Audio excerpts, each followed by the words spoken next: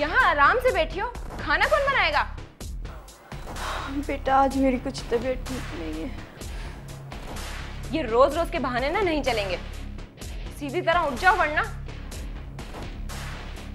बेटा मैं काम से नहीं घबराती, पर अब हिम्मत भी तो हो। अच्छा ठीक है। मैं तो बस उस घर की नौकरानी बनकर रह गई थी जिस उम्र में मुझे तवज्जो और आराम की ज़रूरत थी। मुमताज़ उतना ही बेखबर हो गया था और जोहा को मौका मिल गया था। वो मेरी तजलील करने में कोई मौका हाथ से नहीं जाने देती थी। कौसर, तुम्हारी तबीयत मुझे पहले से ज़्यादा ख़राब लग रही है। नहीं, इतनी भी नहीं है। अच्छा छोड़ें, ये बताएं आपने कैसे सहमत की? बस घर ढूंढते ढूंढते बड़ी मुश्किल से यहाँ पहुँची हूँ। तुम्हें तो पता है ना कि मेरे कारीगर तुम्हारी जैसी कढ़ाई और सिलाई कर ही नहीं सकते। मगर अब तो मैं काम ही नहीं कर सकती। क्यों? क्यों नहीं कर सकती? एक आंख खराब हो गई मेरी। अगर तुम काम करने की हामी भरो तो मैं तुम्हारा इलाज करवा दूंगी, तुम बिल्कुल ठीक हो जाओगी। बहुत बहुत शुक्रिया बेगम साहिबा, मगर मुमताज़ बहुत ख्याल रखता है मेरा। अगर उसको पता चलेगा ना कि मैंने सिलाई दोबारा शुरू कर दी है तो बहुत बुरा मनाएगा वो। बहुत। मुमताज़ तुम्हारा कितना ख्याल रखता है वो तो मुझे नज़र आ ही रहा है। खैर, अगर तुम चाहो तो और तुम्हारा दिल चाहे कभी तो मुझे इस नंबर पर फ़ोन कर लेना, मैं तुम्हें खुशामदीद कहूँगी। समझी? अच्छा, अब मैं चलती हूँ।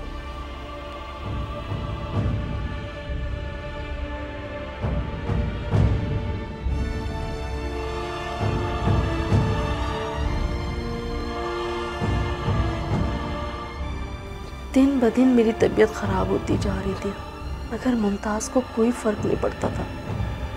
जिस दिन मैं खाना नहीं बना सकती थी और फ़ोन करके वो बाज़ार से खाना मंगा लिया करता था, और जो खाना बच जाता था वो मेरे लिए किचन में रख दिया जाता था। अम्मा मैंने खाना मंगवा लिया था, हमारे हिस्से का भी बड़ा है किचन में, जाके खा लेना।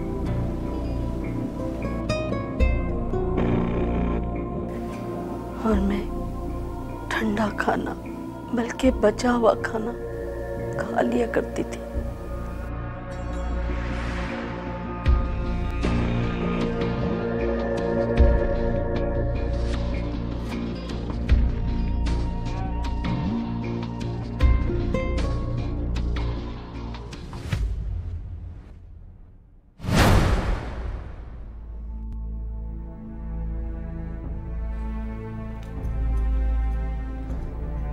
क्या कर रही हो तुम यहाँ?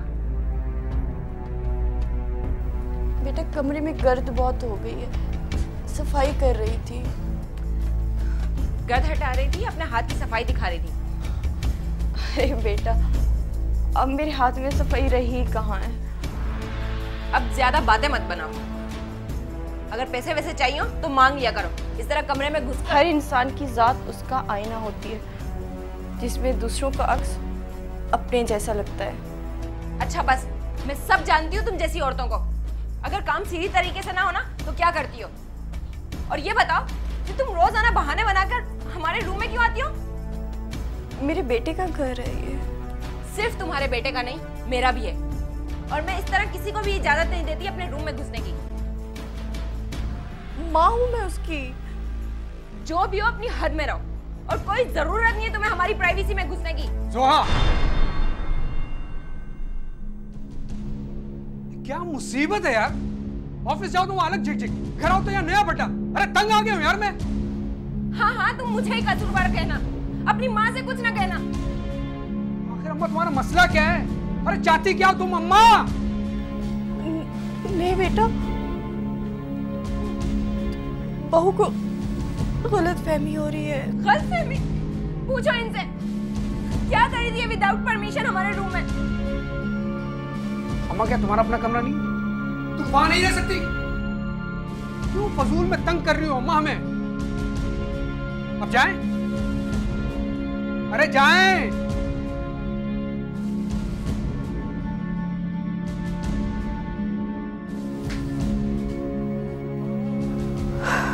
जुहा का रवैया दिन ब दिन मुझसे ख़राब होता जा रहा था, और मुमताज़ का भी। लेकिन मैं क्या कर सकती थी, दरगुजर करती रहती थी, क्योंकि मुमताज़ मेरा इकलौता बेटा था और उससे दूर होने का तो मैं तसव्वुर भी नहीं कर सकती थी। मुझे दुख बहुत होता था, क्योंकि मुझे मुमताज़ से ऐसी बेरुखी की उम्मीद हरगिज़ न थी जैसी वो मेरे साथ बरत रहा था।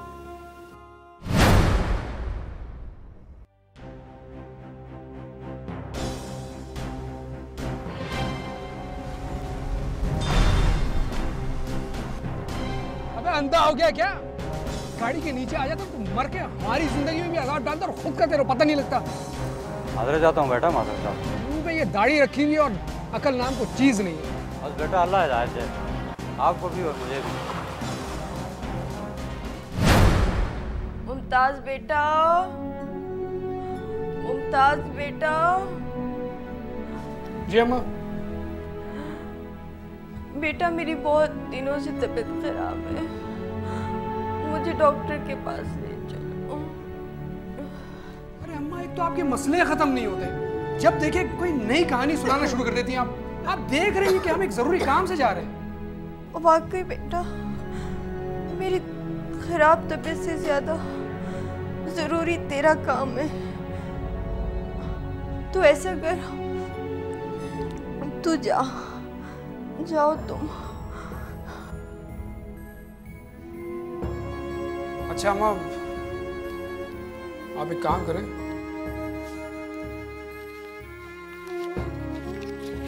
ये कुछ पैसे रख लें, मैं एम्बुलेंस वालों को फोन कर दूंगा, वो आपको आकर ले जाएंगे।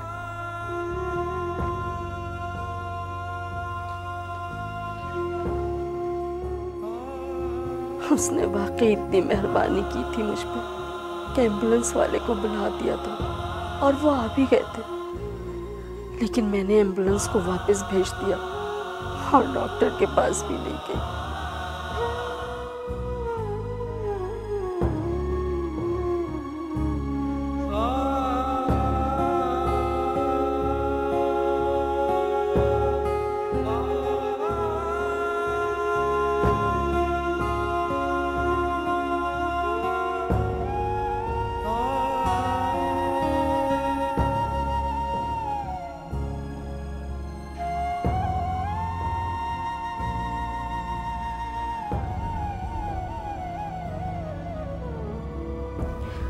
और मैं वहां से सीधे अपने पुराने घर आ गई, जिससे मैंने मुमताज को फरोख्त करने नहीं दिया था। ये घर मेरे इम्तियाज की आखिरी निशानी थी।